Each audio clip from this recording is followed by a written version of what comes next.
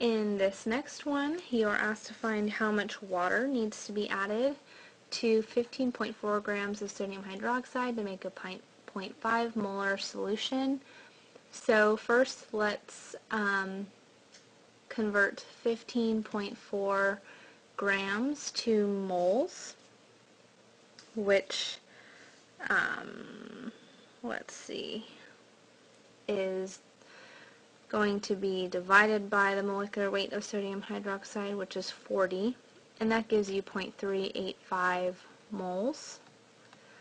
And so you can then plug this into your molarity equation, moles over liters, and when you solve for that, you get 0.77 liters, but you got to answer in milliliters, so that is 770 milliliters as your answer.